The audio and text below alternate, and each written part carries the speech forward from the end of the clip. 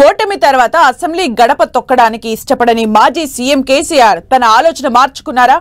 Budget సమావేశాల్లో ఓ రోజు సభకు హాజరైన గులాబీ బాస్ ఇకపై జరిగే సమావేశాలకు క్రమం తప్పకుండా హాజరవ్వాలని నిర్ణయించుకున్నారా? తనను సభకు రప్పించాలని కాంగ్రెస్ నేతలు ఎంతలా ప్రయత్నించినా స్పందించని మాజీ సీఎం ఇప్పుడు మనసు మార్చుకోవడానికి కారణమేంటి? తెలంగాణ రాజకీయాల్లో మాజీ సీఎం కేసీఆర్ పాత్ర చాలా కీలకం. 10 ఏళ్ల పాటు రాష్ట్రానికి ముఖ్యమంత్రిగా పనిచేసిన కేసీఆర్ గత ఎన్నికల్లో ఓటమి తర్వాత కేవలం పార్టీ కార్యక్రమాలకు తన ఫామ్ హౌస్ కు మాత్రమే పరిమితమయ్యారనే వాదన ఉంది. ప్రతిపక్ష నాయకుడిగా ఉన్న కేసీఆర్ అసెంబ్లీ సమావేశాలకు అస్సలు హాజరు కావడం లేదు. ప్రస్తుత సభ కొలువు తీరిన తర్వాత ఈ 8 నెలల కాలంలో కేవలం 2 సార్లు మాత్రమే శాసనసభలో అడుగుపెట్టారు కేసీఆర్. అందులోనూ ఒకసారి ఎమ్మెల్యేగా ప్రమాణ స్వీకారం చేయడానికి అసెంబ్లీకి రాగా గత వారం జరిగిన బడ్జెట్ సమావేశాలకు మరోసారి వచ్చారు కేసీఆర్. సుదీర్ఘ రాజకీయ అనుభవం ఉన్న ప్రతిపక్ష నేత కేసీఆర్ సభకు రాకపోవడంపై పొలిటికల్ సర్కిల్స్ లో రకరకాల ప్రచారం జరుగుతోంది. సీఎం రేవంత్ రెడ్డితో పాటు కాంగ్రెస్ మంత్రులు, ఎమ్మెల్యేలు పదే కేసీఆర్ ను సభకు రప్పించాలని కవ్వించేలా విమర్శలు చేస్తున్నా ఆయన మాత్రం చలించలేదు. మరోవైపు కేసీఆర్ సభకు రావాల్సిన పని లేదని, ఆయన బదులుగా తాము సరిపోతామని మాజీ మంత్రులు కేటీఆర్, హరీష్ రావు చెప్పుకుంటూ వస్తున్నారు.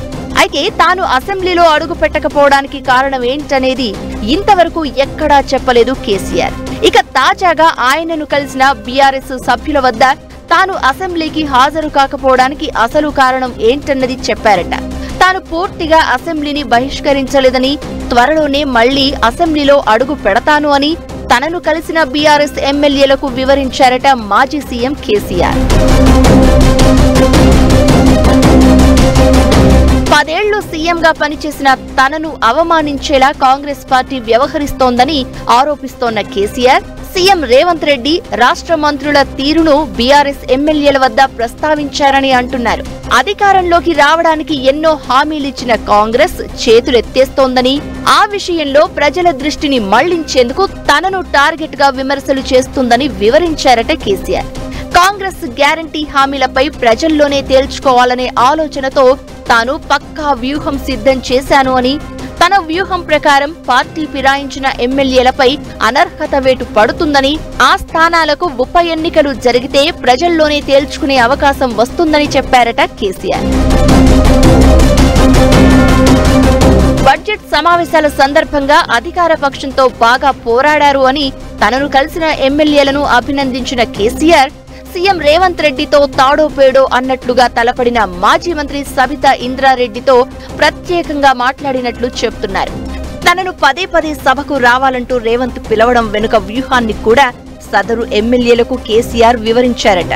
తాను సభకు వస్తే టార్గెట్ చేసి విమర్శలు చేయడమో లేదా తనతో వాగ్వాదానికి దిగడం ద్వారానో ప్రజల్లో తన ఇమేజ్ను తగ్గించడమే రేవంత్ వ్యూహమని తేల్చారట కేసీఆర్. ఓవైపు తనను సభకు రావాలని కోరుతూనే మరోవైపు హాఫ్ ఫుల్ అంటూ రేవంత్ మాట్లాడడం ఏంటని కేసీఆర్ ఆవేదన వ్యక్తం చేశారు అంటున్నారు. మరోవైపు పార్టీ మారిన ఎమ్మెల్యేలతోనే బూతులు మాట్లాడించడం రేవంత్ వ్యూహంలో భాగమే అని, దీనికి ధీటుగా స్పందించిన ఎమ్మెల్యేలను ఆయన అభినందించినట్లు తెలుస్తోంది. ఈ సందర్భంగానే రాష్ట్రంలో ఉప ఎన్నికల ప్రస్తావన వచ్చిందని చెప్తున్నారు.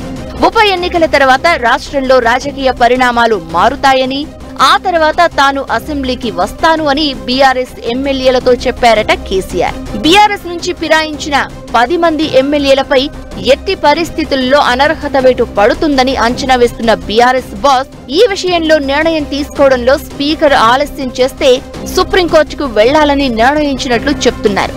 గతంలో సుప్రీంకోర్టు ఈ తరహా కేసులపై ఆయా రాష్ట్రాలకు కొన్ని సూచనలు చేసిందని, ఆ ప్రకారం కనీసం 3 నెలల్లోగా ఎమ్మెల్యేల అనర్హతపై స్పీకర్ నిర్ణయం తీసుకోవాల్సి ఉంటుందని చెప్తున్నారు. సుప్రీంకోర్టు ద్వారా ఎమ్మెల్యేలపై అనర్హత వేటు పడేలా చేసి ఆ స్థానాలకు జరిగే ఉప ఎన్నికల్లో ప్రభుత్వంతో చావోరేవో తేల్చుకుంటాను అని, ఆ తర్వాతే సభకు వస్తాను అని ఎమ్మెల్యేలకు చెప్పారట బీఆర్ఎస్ బాస్. మొత్తానికి తాను సభలో అడుగు పెట్టాలంటే భారీ విజయం సాధించి ప్రజల్లో తన పట్టు సడలలేదు అని నిరూపించుకోవాలని కేసీఆర్ డిసైడ్ అయ్యారని అంటున్నారు పరిశీలకులు.